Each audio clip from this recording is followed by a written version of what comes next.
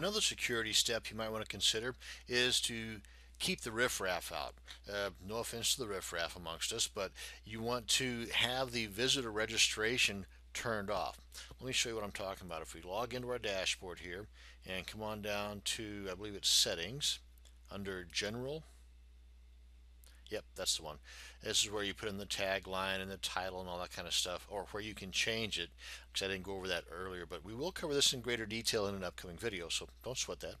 Anyway, down here where it says membership, I'm going to leave this unticked. That way, if it is ticked, then anyone can register. If it's not ticked, then no one can register. And remember this, though, too. If you do want to allow people to register, which of course this is against what I'm trying to suggest to you in this video, then you by all means want to have them as the least powerful, that being the subscriber. The most powerful is administrator. You definitely don't want to do that, because then they have the ability to even log you out, just as I demonstrated in a prior video, and delete all of the stuff in here. So you definitely don't want to do that. So if you do decide to do this, only give them subscriber permissions, or role, if you will. But again, you come in here and you keep this unticked, and that will not allow anybody to register. Now, one of the cool things about having a blog is the community feel, which is going against the grain of what I'm trying to tell you to do here. One way around that, to where you can basically have your cake and eat it too, is to have a membership plugin. And one of the ways you can do that is you can spend Vuku bucks in getting a membership script, or you can go a little bit more kind of old style, if you will, and on the cheap, and do it for free.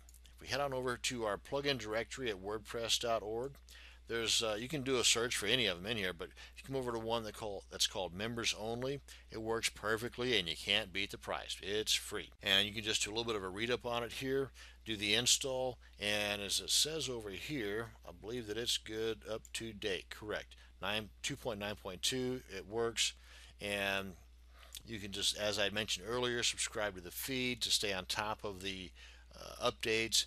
And usually, because it says right here it's only compatible up to 2.6.2, so you might even want to try a search for another type of WordPress plugin for a membership style setup. But the main point I'm trying to make here, though, is with having a membership type plugin or ability, a couple of things are beneficial with this. Number one, with the membership plugin, it requires certain hoops that need to be jumped through first for the subscriber to become a part of your community, and this is at least a hurdle for some would-be scoundrels and a massive stop sign for others.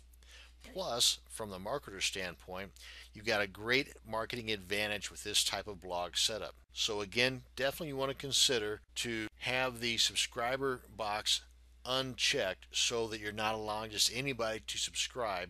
And to have that community feel with your blog, have an add-on or a plugin that is a membership style atmosphere for your blog, and that way you can keep things secure, you can regulate things more, and you've got the marketing juice of a membership site on the cheap, because again, there's plenty of free plugins out there. Now there's even more and better premium plugins, but that's a story for another day.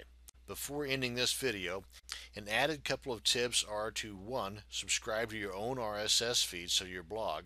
That way you can make sure that things are working. And two, if you receive a new post and you are the only one authorized to post your blog, the bell should be going off.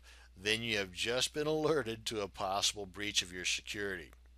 Another tip is to, by all means, visit your blog on a regular basis. Heck, that's one of the first things I do every morning, is check out my blog just to see who's visited and a couple other things, analytically speaking. But checking out your own blog often to make sure that it looks as it should. Now, there are several other ways to add various layers of protection to your WordPress blogs, and as before, I encourage you to visit forums and other like-minded groups for their input on this and any other questions you have regarding your internet concerns. And that's going to bring us to the end of this video. Thank you very much for watching, and you have a great day.